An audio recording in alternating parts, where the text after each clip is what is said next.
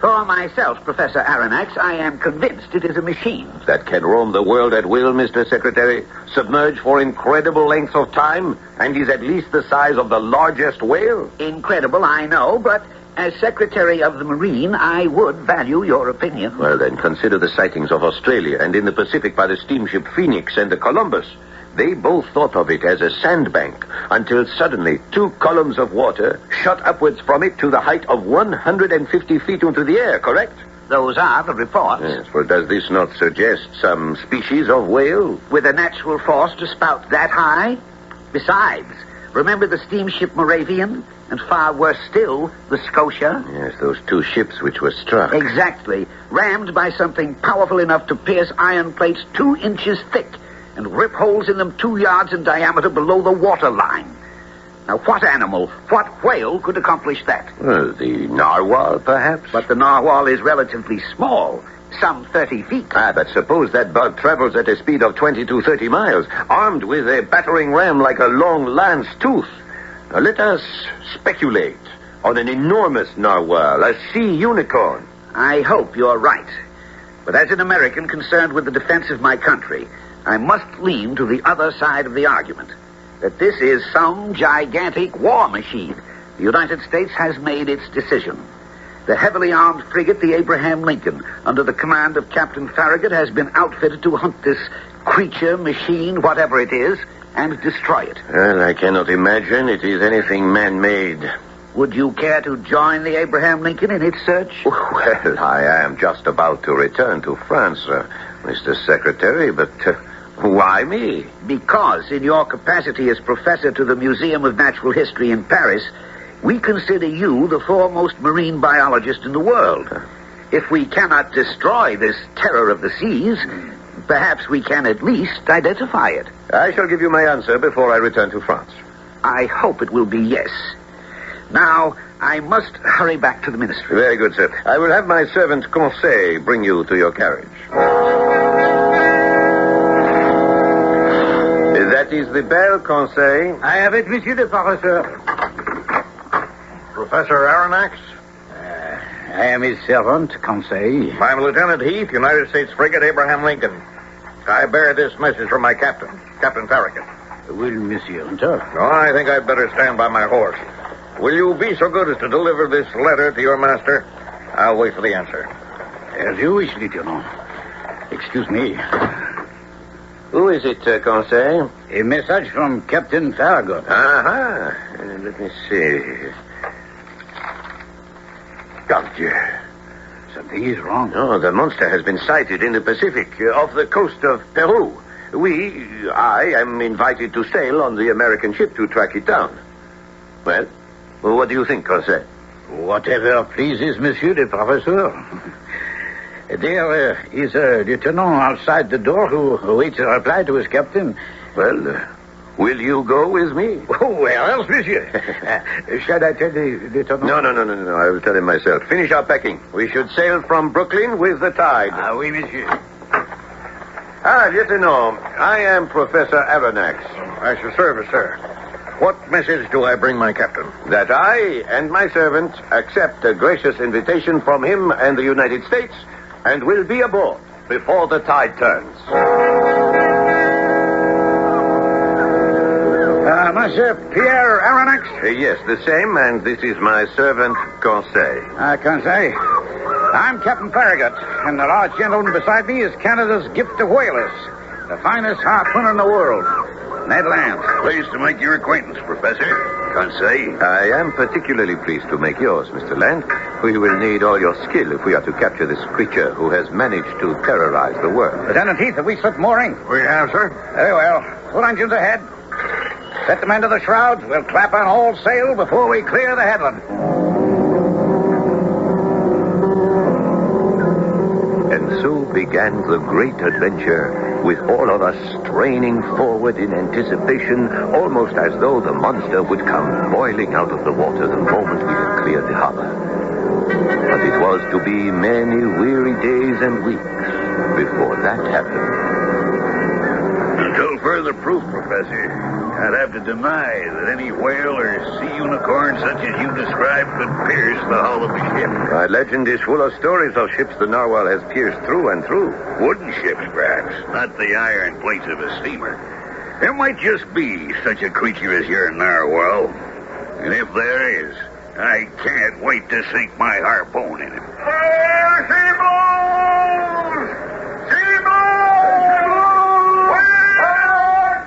Well, Mr. Land, you may just have your chance.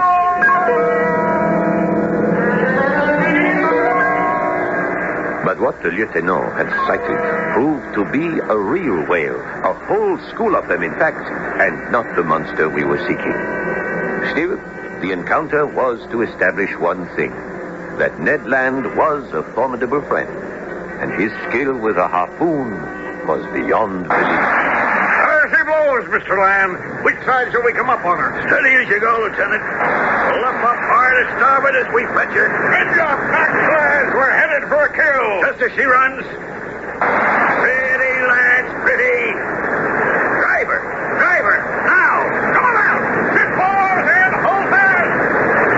Beautiful. Now.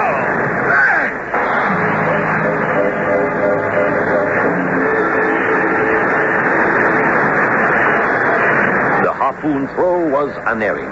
The bar bit sure and true, and suddenly, as the great mammoth reacted to the strike and sounded deep, our frail boat was streaking through a white, curling foam. Flag off on the line. Let her run. Let her sound. She's ours, lads. She's ours.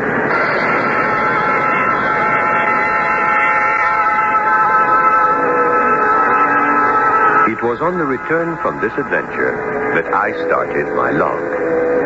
Its first entry, 6th of July, 1867. We have finally rounded Cape Horn at the tip of South America.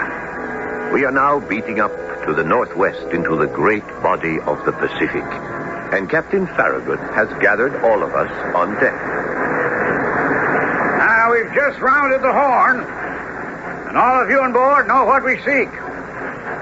I'm empowered by the United States government to offer prize for the first man to sight this scourge of the seas, whatever it is. And the prize is a purse of $2,000.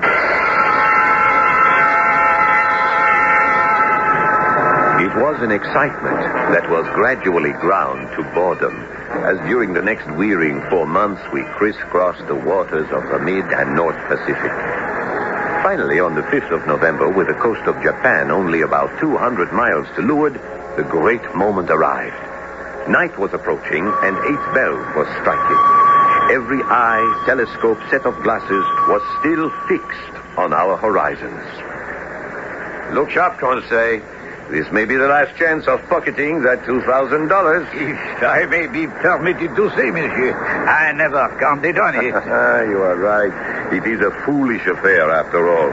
So much time and emotion lost.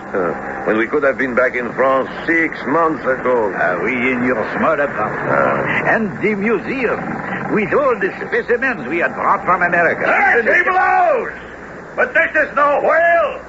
This is the monster we seek. I claim the $2,000. Everybody on deck to check me out. Way ho! Way ho! Whatever it is, there she blows. At 2 cables' length from the ship, on the starboard quarter, the sea was boiling. In the center of it was the mass, the reality, the strange center of a violent activity. What was it? What could it be? That would have to wait for closer inspection. An inspection I might have been well counseled to leave alone.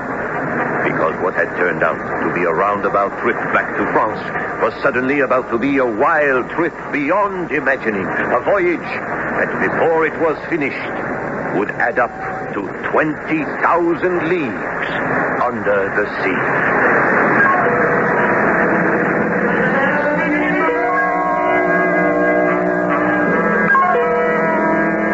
What is it that Ned Land and Conseil and Professor Aronnax are looking at?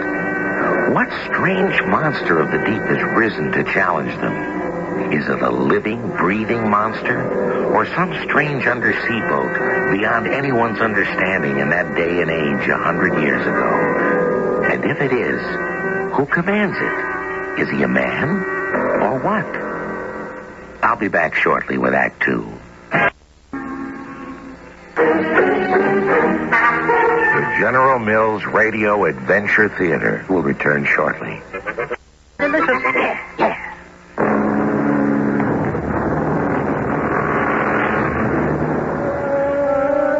The chase is on. Zigzagging across the wide wastes of the Pacific, the USS Abraham Lincoln pursues the gigantic narwhal. It maneuvers with breathtaking speed, spinning around and away and back towards the ship. And as the shades of the night start to come down, more and more it glows like something red hot. Its darting and cutting and swooping bewilders its pursuers, and its evasiveness makes a mockery of the conical bullets designed to pierce armor which are loaded in the ship's guns. Is that a hit, Captain? No, sir, not yet. Another boy to the right. Keep your eyes on it, Mr. Aronnax. Hey, right on target. Well, it slid off without damage. Full steam ahead. I'll pursue that beast till my ship bursts. How fast are we going, Captain? 19 3/10 miles. It can't outdistance us. Would you break out the small boats to attack, Mr. Man? We'll never take the beast that way. What would you advise? I'll post myself by the bowsprit. Just get me within harpooning distance, and I'll spike it. I'll join you, Ned. I wouldn't miss this for anything. And I will not leave my master out alone. Very well. Come along, Conseil. Good hunting, all three. I'll try to bring you within range.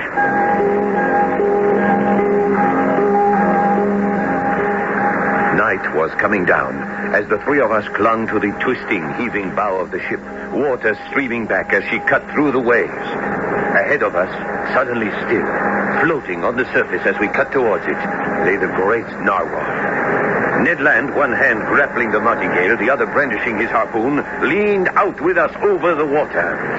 Then, all of a sudden, the monster came to life, the huge, dark mass suddenly glowing as it twisted toward us. Look out ahead, Ned! I'm watching, Professor. Oh, yes, it's enormous. It must be nearly 300 feet long. Well, let's see how it likes the taste of a harpoon. Aye? Yes, Conseil, but the harpoon bounced away as though it had hit armor. I didn't stop it. I thought you may have hurt it. Yes, but not stopped it. Look out! It's trying to attack us.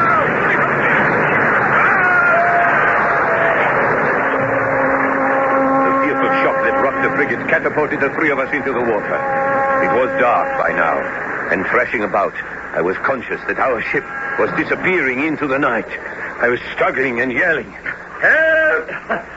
Help!" If Master would lean on my shoulder, he could swim with more ease. Conseil, it is you. Oui, Master. And our ship. When I threw myself into the sea, I heard men cry that both screw and rudder were broken. And we are lost. Oh! Professor, are you there? Yes! The same. Still seeking his prize. You were thrown into the sea as well. Yes, Professor. But more fortunate than you, for I found a footing on a floating island. What are you talking about? And discovered why my harpoon was useless. I don't understand. Because, Professor, your gigantic narwhal is made of sheet iron. It's lying just under the water, and we can stand on it. Before I could reach for it with my feet, the strange machine came to meet us and carry us above the surface of the ocean. Desperately, we clawed and found a sort of tap rail to cling to. As long as it sails horizontally, I don't mind. But if it takes an ocean to dive, we're all goners.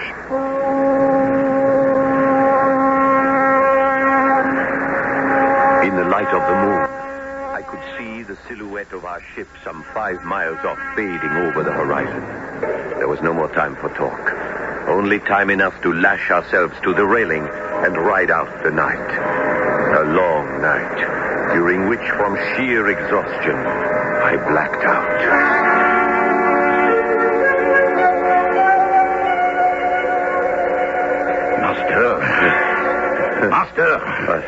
What is it?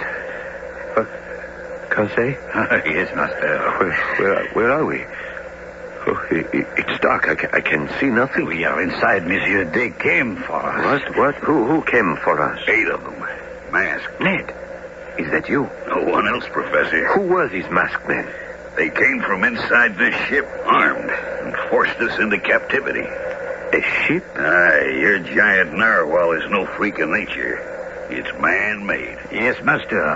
A huge vessel that does sail upon the sea, but beneath it also. This is a submarine ship.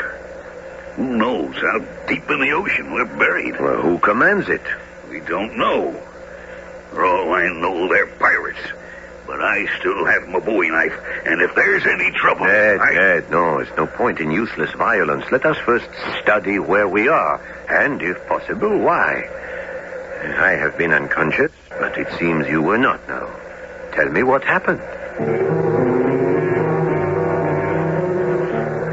But he had little to tell me, beyond the simple facts that 8 masked men had driven us into the dark, confined cell in which we found ourselves, and that the language they spoke, however little it was used, was unfamiliar. Apparently, we were prisoners. But of whom, for what reason, and what our fate might be, was as mysterious as the room we were shut fast in. A room which had no break in its smooth walls, save for a door, which we discovered... What? Lights. But they don't show us much we don't already know. What time is it? No idea, except for my stomach. That says it's dinner time. If so, we must have slept 24 hours. And what we were given to drink after they hauled us aboard must have been drugged. That is very possible. I wonder what they mean to do with us. Starve us to death, maybe. I'll make them pay some attention. I'll break the door down, or cause enough excitement to get someone here to stop me. Calm yourself, Mr. I Verne. can't, Professor. I'm a man who wants results. Which you can get without forcing the issue if you'll only take time to see that the door is already opening. 5 men entered, 4 of them armed. The 5th man, tall, lithe, muscular, with a high forehead which suggested deep intelligence. His most remarkable feature, aside from a great mane of deep chestnut hair, were his eyes, spread so far apart that they could take in a quarter of the horizon at one glance. You arrogant pirate, I demand you set us free. Quiet, Mr. Land. How do you know my name? Whether you remember it or not, I've already interrogated all of you. While we were drugged? We'll say rather, Professor Aronnax, while you were under the influence of medication to help you recover from exposure. But we did not ask for it or need it. Possibly, Monsieur Conseil. But then it is I who give the commands aboard this vessel. By heaven, I'll not stand for this. You will, Mr. Land. And listen. Yes, please, Ned. We owe him that courtesy. Very well. You are all a threat to me, Professor. Unintentionally, sir. Unintentionally? Well, was it unintentional that your ship, the Abraham Lincoln, pursued me? That you took passage on that ship? That the cannonballs from your ship rebounded off the armor of my ship? That Mr. Land struck us with his harpoon? I don't think you understand what a mystery and a threat you pose to the world outside your own. I have done with the world. I am my own world. And in my own world, my word is law. But I... Hush, Ned. Very well, then. Since you control our fate, will you please tell us what it is to be? I will assign you cabins. You will have the freedom of the ship. And in exchange for this liberty, I only ask one thing. Your word of honor to accept its limitations. You are not offering us anything but a life sentence? Cruel and unjust. No, sir. It is clemency. You are my prisoners of war. You attacked me, tried to surprise me, and unlock the secret of my whole existence. You think I can send you back into a world which must never know me again? Oh, never. In keeping you, it isn't you I'm guarding, but myself. So, in effect, you are offering us life or death. Exactly. And there isn't much choice as to what our answer will be. But no word of honor will bind us not to escape, if we can. I will accept that qualification. and offer in return one of my own. From time to time, certain unforeseen events may require me to consign you to your cabins for some hours or days, as the case may be. Other than that, you are free members of our society and the world of the Nautilus. The Nautilus? The name of my ship. And how are we to address you, sir? My name from your world I have abandoned. Here I am the captain. If you must have a name to go with that, you may call me Captain Nemo.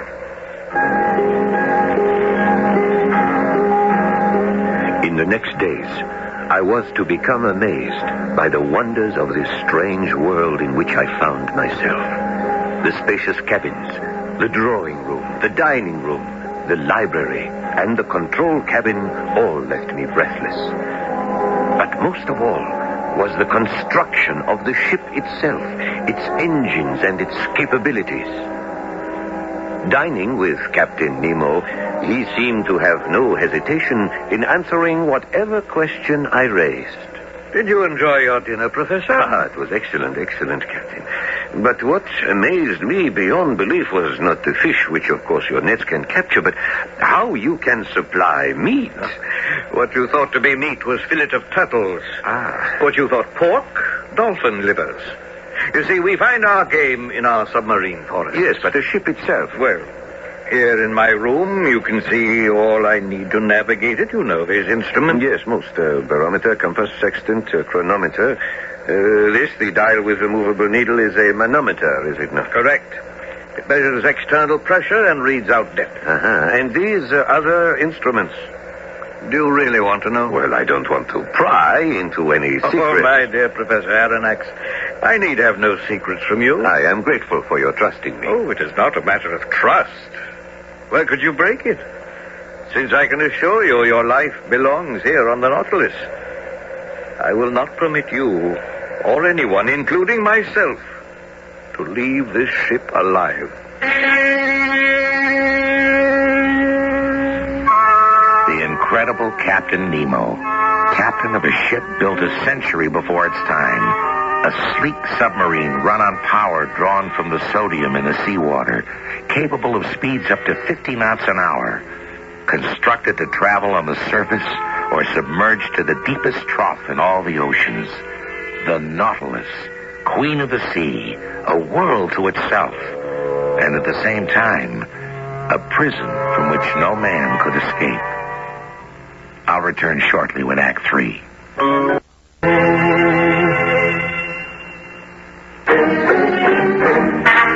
The General Mills Radio Adventure Theater will return shortly.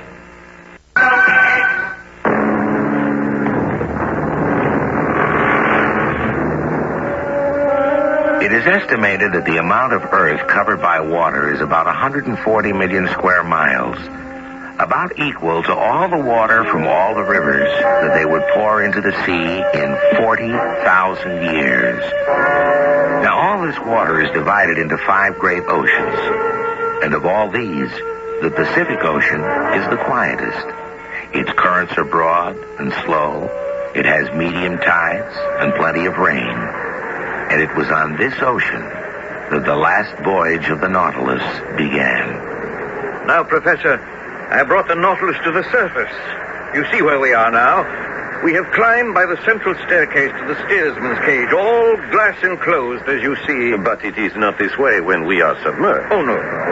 This and the other glass cage like it forward, which contains our great searchlights, are retracted into the body of the ship when we go down, as is the longboat. The longboat? Oh, you see the swell of the hull between the cages?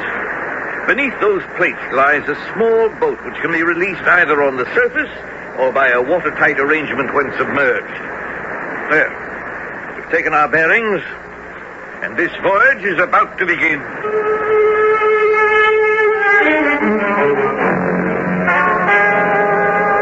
We've got to make a plan to seize this ship, Professor. Yes, but how, Ned? Well, you've talked to the madman.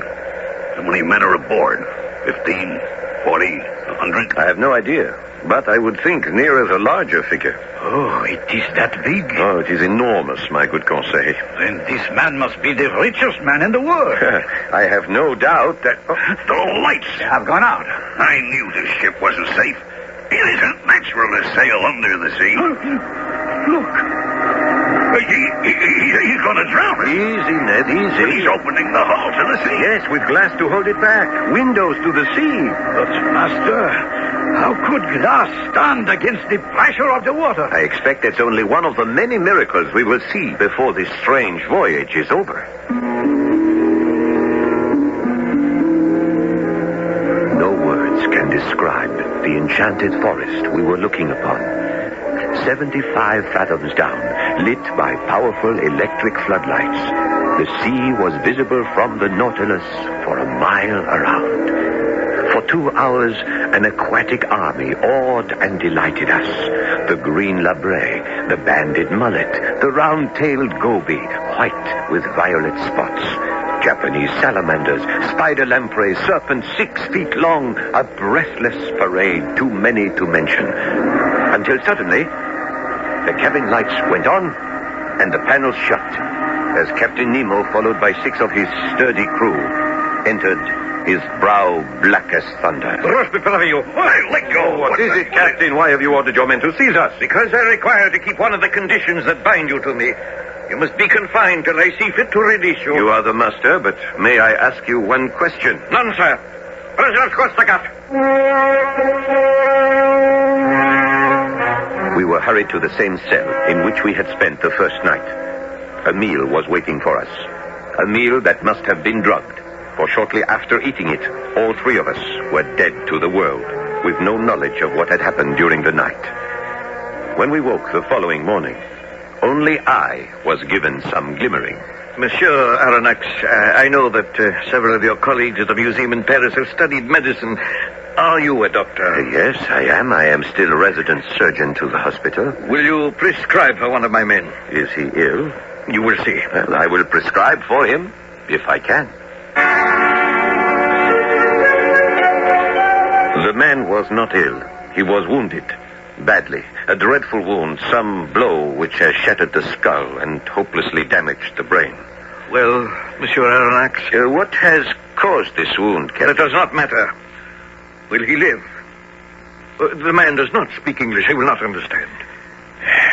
Very well. He will be dead before tomorrow. Can nothing save him? Nothing. You may go now, sir. I left Captain Nemo with tears in his eyes, bent in what seemed like prayer over the dying man. And that night, and for many to come, we saw nothing of him. But his presence was felt nightly as he played a great pipe organ whose oscillating tones filled the Nautilus as she sped through the ocean depths, headed we knew not where.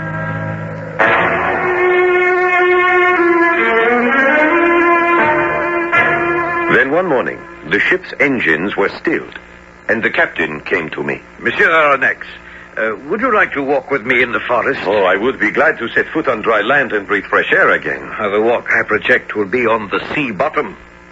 Its object a sad one, and not without danger. But how will we walk at this depth? In the diving gear I have designed, in which you will be as comfortable as a man on the surface. Ned and Conseil were of the same mind. Helped by members of the crew, we were fitted with rubber suits, heavy copper helmets, and a kind of iron mail like a flexible suit of armor. Heavy leaden shoes and the tanks on our backs completed it all. And we were ready. Once in the water, the heaviness vanished, and we walked easily and comfortably. We passed suddenly into an incredible coral kingdom in the center of which was a huge cavern like a sunken cathedral. It was only then I saw that the crew were carrying an oblong shape. Facing us was a huge cross of coral. And now they took this coffin, for that is what it was, and laid it gently beneath the cross. In a circle around their captain, they knelt and extended their hands in a last adieu. But it was on the way back that a new tragedy almost struck. A school of sharks were suddenly swarming about us. One of them, jaws opened wide like a factory shears, plunged at Captain Nemo. Coolly, he slipped to the side and buried his knife in its side, clinging with his other hand to the fin. The creature thrashed and whipped in a frenzy, the water boiling with such fury that it swept me from my feet. But as I fell, I saw Ned Land go to the rescue and with one mighty lunge bury his harpoon to the hilt in the shark's heart.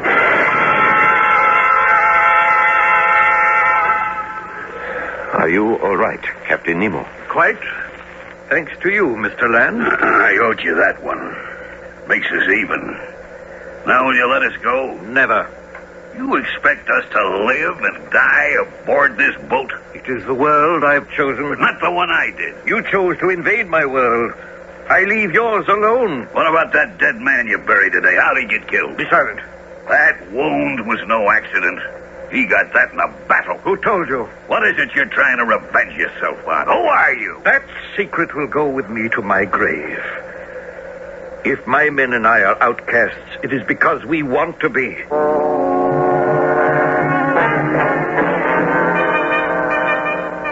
On the 4th of January, having traveled 11,340 miles, came our first real opportunity to escape. I was up with Captain in the helmsman's cage as we sailed on the surface near the coast of Papua, when suddenly... An accident, Captain? No, an incident. Yes, but we are fast aground in open sea. The tides are not strong in this ocean. You have little hope of setting the Nautilus free. It is true that the tides are weak, but have no fear. In 5 days, the moon will be full and we will float again. Now, if you will excuse me, I have duties below. Professor. Yes, Ned. Now's our chance to escape. We'll all have to leave this ship. For you mark my words, this piece of iron will navigate neither under or over the seas again. Yes, I don't despair as you do, Ned.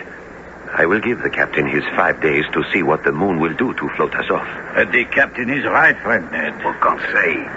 Just to set foot on land again, to find some game, some fresh meat. Now it is Ned who is right, master. Will you not ask the captain for permission to go ashore? I will ask him, but I am afraid he will refuse.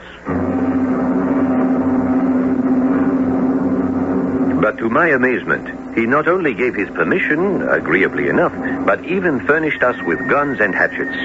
I should have known he had little to fear. We had spent 4 days ashore, and we had just dined on delicious game fowl, succulent yams with thick slices of breadfruit pie. What was that?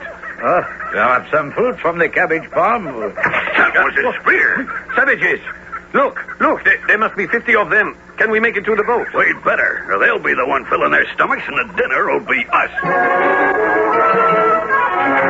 Ship oars, Ned, ship oars. We have reached the Nautilus. Hurry, Professor, hurry. They're right on our tail. No, come on. No hurry. All will be well. Not if those headhunters get to us. Nothing to fear from them. Let me have the men see to the boat. Stood aft. Prisoner aft. Come, gentlemen. Step below decks. Batten down all the hatches before they board. No need.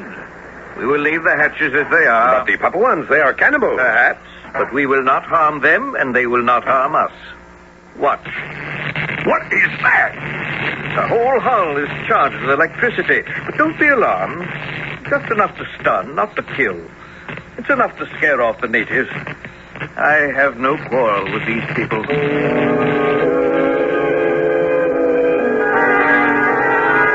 What can I say of the miracles performed by Captain Nemo, even to the fact that just as he had predicted at the exact hour, on the 5th day, the last waves of the tide lifted the Nautilus again to continue her endless journey under the waves. And now, after a year and nearly 20,000 leagues under the sea, this brilliant madman was heading us for the North Pole, up along the coast of Norway. We were standing on deck. What is that ship, Ned? Why, it's rigging a ship of war. Oh, may it reach us and sink this cursed Nautilus. But where is Captain Nemo? Below, I think. So now is our chance. into the water. Escape. Say you're right. Stay where you are, gentlemen. You are not leaving the Nautilus. Besides, it would benefit you little to flee to that ship.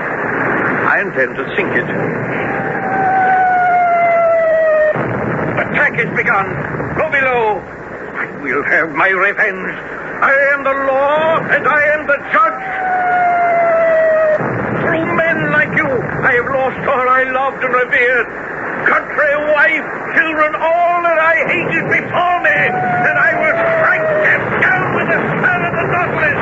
Die! Die! Die!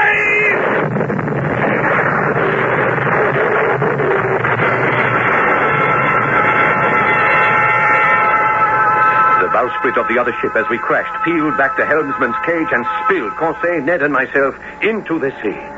Frantically, we swam away as the two vessels, still locked together, went down into the sea, almost sucking us down after her. Had it not been for Ned's strength, we would not have escaped. And only we three did, picked up by a Norwegian fishing boat. The strange ship that attacked us was lost with all hands. Captain Nemo and his men chose to go down with the Nautilus to a watery grave. Or did they? Perhaps they still roam as free as any undersea creature beneath the waves.